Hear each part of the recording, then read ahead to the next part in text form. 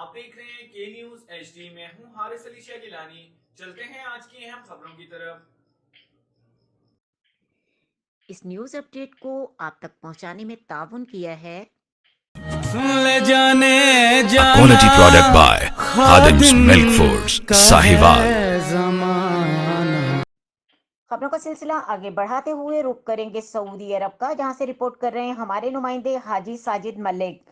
سعودی عرب سے بے دخل کیے گئے 200 سے زائد پاکستانی کراچی پہنچ گئے۔ کے نیوز کے مطابق سعودی عرب سے 200 سے زائد پاکستانیوں کو مختلف الزامات میں بے دخل کر دیا گیا اور بے دخل کیے گئے تمام افراد کراچی پہنچ گئے۔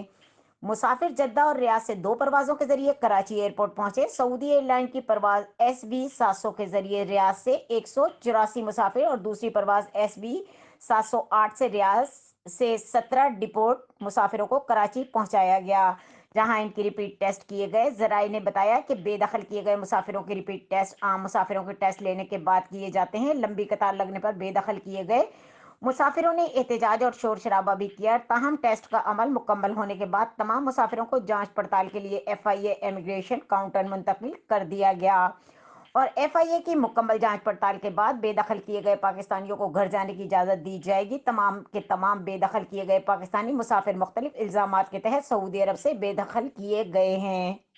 مزید خبروں اور اپڈیٹس کے لیے ہمارے ساتھ رہیے گا، تب تک کے لیے اپنا خیال رکھیے گا۔ اللہ حافظ۔